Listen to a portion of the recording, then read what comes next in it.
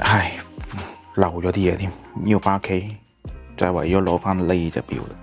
因為陣間呢，就係想介紹下呢個牌子。話說佢哋喺澳門嗰度呢，又開翻間專門店，咁啊影一影俾大家睇下。專登就翻屋企攞呢隻錶啊！哦，搞掂，泊好架車。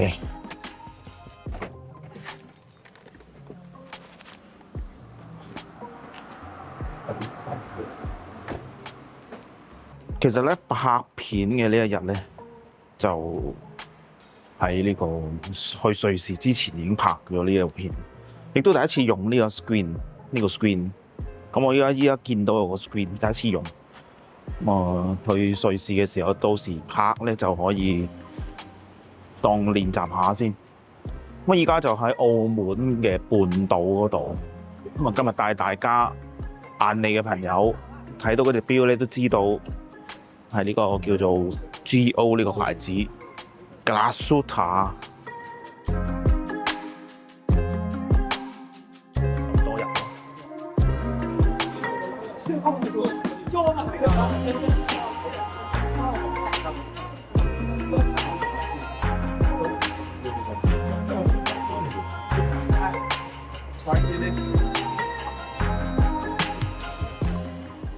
因為話説我自己都有一隻啦，所以我都話幫佢哋宣傳下啦。始終有個咁好嘅牌子咧，我之前其實嚟過一次嘅呢間鋪頭，咁我覺得好浪費咯。即係其實佢哋有好多好好嘅嘢咧，對啲錶迷嚟講，其實就係你聽完一定會好中意。喺今集開始之前呢，就喺呢度想俾大家一個 summary 先。今集呢，要介紹一個德國嘅牌子，嗱，錶迷呢都中意叫佢哋做 GO， 無他嘅，因為大家都好驚讀錯呢個德文。不過本台呢，就盡量用一個中肯嘅角度啦。其實有咗 internet 呢，都幾容易揾到啱嘅讀音噶啦。其實正確嘅讀法呢，就係咁嘅。Glashütte Original Glashütte Original。Glashütte Original。嗱，其實我咁多年嚟嘅立場呢，一直都唔係話要追求一個完美嘅口音嘅。不過我就覺得盡量接近呢，我覺得已經可以噶啦。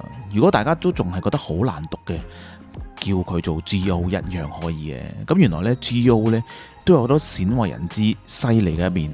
可惜嘅呢，一個德國嘅牌子冇太多廣告嘅光環，宣傳方面呢，真係做得比較差嘅。咁但係呢，只要你越係了解 GO， 你就會越佩服佢哋。希望今集呢，可以令到大家更加之了解佢哋。開始之前呢，中意我嘅創作呢，中意我嘅製作呢，可以訂閱支持一下，就係我最好嘅動力，製作更加多嘅影片。我哋即刻去片啦！當晚呢，去到澳門永利嘅 Glashütte 嘅鋪頭啦，已經為咗 Watch Catalog 錶科準備咗2個嘅體驗。第一個體驗呢，就係燒藍鋼嘅。嗱，雖然呢個只係一個體驗啦，但一樣有火嘅，要開火嘅。然後呢，就將螺絲呢放到任何嘅一個窿位嗰度啦，螺絲就會自然被加熱。所謂嘅燒藍鋼呢，其實就係鋼材質呢受熱之後呢，會產生一啲化學嘅反應啦，令到個材質氧化而變色嘅。唔同嘅溫度呢，就會產生唔同嘅顏色。咁藍色嘅話呢，就大約300度左右啦，所以要控制好個時間，又唔可以太凍，又唔可以太熱。咁 GO 個店員都表示，由於其實係改變咗鋼嘅材質呢，咁所以呢，就唔係大家覺得呢啲藍色係會甩嘅。咁除非你好大力嘅刮佢呢，咁啊一般呢基本上都唔會甩色嘅。咁啊竟然呢，我一次過呢就成功咗啦，咁又唔使嘥太多嘅螺絲啦。咁當然大公司嘅廠房又有齊晒設備啦，就唔係咁樣逐粒燒啦，就容易啲掌握個溫度啦。咁但係始終都係一個工序，加上呢燒藍鋼呢，其實係更加之有防鏽耐腐嘅一個效用，真正又美觀又實用。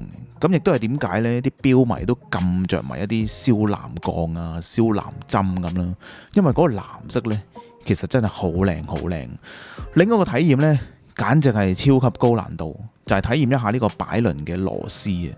就係喺擺輪上面嘅螺絲呢，你可以體驗將佢扭出嚟，或者扭入去，因為實在太過細啦，呢粒螺絲嘅關係呢。當我攞住嗰個螺絲批呢，我都唔敢想像嗰個批頭呢真係細到癲。我諗如果你唔用放大鏡嘅話呢，係非常之難對準。就算你對準咗呢，你轉一轉嗰個螺絲批呢，都好容易甩咗出嚟。我嘗試咁去扭入又扭出呢，一樣都係失敗收場。我諗我都係睇下手錶算罷啦。咁不如先講下 Glashütte 犀利嘅啲地方先啦。嗱，首先佢哋創立咗180幾年嘅一個製錶嘅技術啦，一直都係自主研發自家嘅機芯嘅。嗱，你冇聽錯，咁多年嚟都係。咁你可能會問，其實都唔係算係啲咩啫。嗱，你錯啦。就算鼎鼎大名嘅一啲 Rolex 啊，或者 AP 一啲牌子呢，其實一樣佢都會用其他機芯，而全部自家機芯呢，絕對係唔簡單嘅。第二呢，95% 嘅機芯零件呢，更加係自己 GO 生產嘅，只係少部分真係自家生產唔到嘅零件呢，先至會外購嘅啫。其餘95% 嘅一啲機芯零件都係自己製造出嚟，夾板啊、螺絲啊、發條盒等等呢，全部自家製嘅。當我知道咗之後呢，都不得不俾佢哋一個服字啊，犀利犀利。第三就係呢，當其他牌子呢每年咁瘋狂加價之際呢，反而 GO 呢好多時都冇大幅嘅加價。以佢哋咁樣嘅工藝呢，嗰個定價呢，相對係非常之合理嘅。第四就係大部分嘅鵝頸微調裝置呢，都有一個人手雕刻嘅。我本身知道Lange呢其實係有嘅，原來 GO 一樣都有。我自己嗰隻 Panel Inverse 呢亦都有，仲要有2個添。咁嘅定價價錢呢，絕對值回票價啦。嗱，第五就係好多牌子嘅機芯呢，都係無限咁輪迴，翻炒又翻炒。一個機芯呢，超多嘅款式。嗱，我唔講咩牌子啦呢度，但係 GO 又唔係嘅，好多款嘅機芯呢，只係適合喺某一啲指定嘅型號上邊。又例如我呢一隻為例啦，佢嘅機芯呢，就真係只係放咗喺呢一款錶先至用得到。嗱，我自己呢，就覺得係一個誠意嚟㗎啦。淨係啱啱講嘅以上呢5個 point 呢，我覺得已經哇！當我聽完之後呢，我都覺得不得不佩服，原來 GO 咁多咁勁嘅嘢，但係真係無可奈何地宣傳比較少。希望藉住我哋呢一類型嘅 YouTuber，令到更加多嘅人知道呢一樣嘢啊！相信我諗好多錶迷都未必知道㗎。嚟到鋪頭梗係睇錶啦，嗱咁梗係介紹咗我最中意嘅 Panel Inverse 系列先啦。有一隻超級 flagship 嘅一個 Platinum 版本，有一個超靚嘅 Moon Face， 再加埋錶面好 sharp 嘅一個 Grill 四面，唔可以話佢好精細，但絕對係好 sharp 嘅線條切割，有大日曆啦，所以係一個自動上鏈嘅機芯。不過咧反而又冇咗呢個黃金套筒啦。同時都攞咗一隻親民版比較一下啦。咁啊，主要多咗個月相功能啦。機芯雖然都係同一個基礎發展出嚟，咁但係細心啲睇呢，個螺絲位呢，同嗰啲寶石嘅位呢，都有啲唔同。所以呢個就係我頭先講呢，機芯其實都係獨一無二俾每一個錶款嘅。以錶廠嚟講呢，就真係幾誇張噶。跟住落嚟嘅就係一個喺德國做咗皇家瓷器用品好多年嘅公司合作。最得意嘅地方就係嗰啲 indexes 啦，甚至乎個 logo 都係人手畫上去嘅啫。嗰個極致嘅精準呢，可以用嘩然嚟形容啊！聽講識得做嘅呢個技術嘅師傅呢，都做咗好多年。萬一佢唔再做嘅呢，咁可能呢一隻錶呢就要停產噶啦。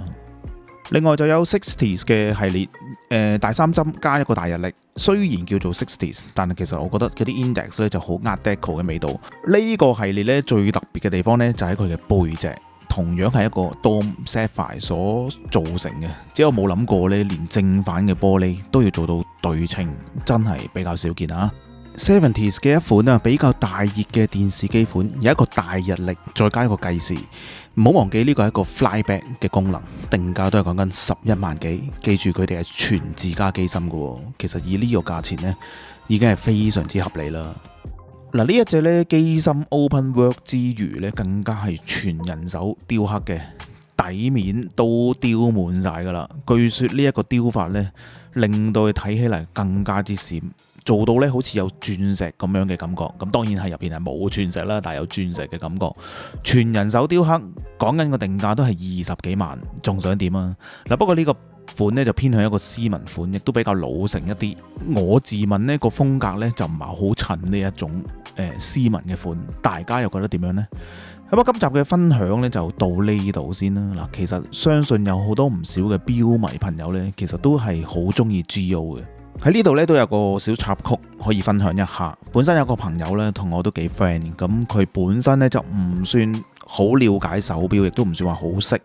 最近呢亦都覺得需要買一隻啦，因為覺得人生去到某一個階段咁樣啦。起初呢，其實佢考慮一個比較大陸一啲嘅牌子同埋一個款式，咁啊當然唔係 Rolex 嗰啲啦。咁啊，然後我就有一次就帶咗佢去一啲鋪頭度睇啦，咁啊大概介紹咗咩牌子值得買啊，咩牌子有啲特別一啲啊。咁啊最後嗰位朋友呢，竟然呢問都冇問到我呢，自己決定咗買一隻 GO 添。然後反而呢，可以同我講翻晒 GO 嘅嗰啲特點啦，例如偏心啊、雙鵝頸啊、黃金套筒等等啦，令到我都有啲出奇，我都讚佢，哇你真係有品味啊！第一隻買就買 GO， 咁我都即刻同佢講話，哇你都夠晒有型啊！嗱，咁以上呢個呢，就係我嘅朋友最近呢幾個月發生嘅一個小插曲㗎咋，而佢買嘅呢，就係一隻 Panel Reserve， 有個 Power Reserve 喺個錶面嘅一隻啦。咁希望大家中意呢一個故事啦，希望大家中意今集嘅介紹啊。我諗如果大家都想 GO 有更加多嘅人認識嘅話呢，就俾個 like 或者 comment 一下呢條片啦，可以令到更加多人睇到呢條片㗎。發表一下你對 GO 嘅一啲睇法，我哋可以討論一下。咁我哋下一集再見啦，拜拜。